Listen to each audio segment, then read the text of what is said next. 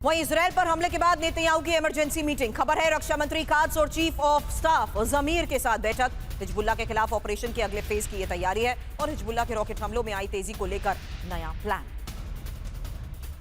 वहीं लेबनान को तबाह करने की चेतावनी। बैरूत के दाहिया को जमींदोज करे इजराइल और इजरायली मंत्री बेन गवीर की यह वार्निंग है, दाहिया पर बार बार हमला करना होगा। नेतन्याहू की मीटिंग के बाद मंत्री गवीर की चेतावनी।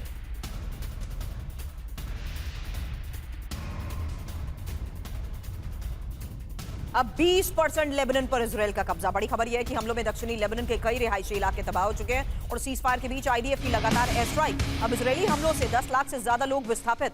अल जजीरा की रिपोर्ट में दावा। प्रोफेसर राजन, सिर्फ लेबनान पर स्ट्राइक आज की बड़ी खबर नहीं है। लेबनान का इजराइल को टारगेट करना, क्या यह वाकई मुमकिन नहीं है कि ईरान के बलबूते वो सीधा अब इजराइल को टारगेट कर रहा है? देखिए सुरभि, इजराइल की स्ट्रेटजी यह है कि उनको लगता है कि यह सीज फायर की संभावना है, 60 दिन का सीज फायर, इसकी सच में संभावना है। भले ही न्यूक्लियर इशू पे कोई डील नहीं हो पाए, यह भी सच है, लेकिन दोनों देश सीज फायर करने के लिए तैयार हैं और दोनों में एक तरह से जो मेमोरेंडम ऑफ अंडरस्टैंडिंग 14 पॉइंट का है वह भी हो चुका है। अब दिक्कत यह है कि उसमें ईरान का कहना है कि इजराइल भी अपने हमले बंद करे लेबनान पे।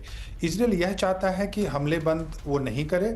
इजराइल यह भी चाहता है कि अमेरिका पूरी तरह से ईरान को जो रजीम चेंज जब तक नहीं होता तब तक हमले करते रहे, लेकिन अमेरिका ऐसा करने के लिए तैयार नहीं। तो वैसे में इजराइल की जो स्ट्रेटजी है कि मैक्सिमम जितना भी लैंड है साउथ लेबनान का उसको कैप्चर कर लिया जाए। लेकिन दिक्कत यह हो रही है कि अब जो लेबनान के साइड से जो हिजबुल्लाह अटैक हो रहा है वो काफ़ी सस्ते ड्रोन से अटैक हो रहे हैं और हर एक ड्रोन को कंट्रोल करना उनके लिए मुश्किल हो रहा है और ड्रोन का सप्लाई ईरान कर रहा है, इसमें भी कोई शक नहीं है। तो मेरे हिसाब से जो इसको लार्जर पर्सपेक्टिव में देखेंगे तो सीज फायर की संभावना बनती है, पीस डील की संभावना बिल्कुल भी नहीं है, क्योंकि जो बातें हो रही है, जिस ढंग की बात अमेरिका कर रहा है और जिस ढंग के ईरान कर रहे हैं, ये दोनों अलग अलग बातें कर रहे हैं। हॉर्मुज खोलने पे उनका समझौता हो गया है, जो आर्मी हटाने हैं उस पे भी समझौता हो चुका है। जिस पे समझौता नहीं हुआ है, ट्रंप बोल रहे हैं कि ईरान मान गया है कि न्यूक्लियर एनरिचमेंट नहीं करेगा, लेकिन ईरान बोल रहा है कि ऐसा हमने डिस्कशन कुछ किया ही नहीं है। तो वैसे में संभावना यह है कि सीज फायर इसको एक्सटेंड करेंगे और दोनों विक्ट्री क्लेम करेंगे। ट्रंप एक स्टेटमेंट देंगे और ईरान इधर दूसरा स्टेटमेंट देगा।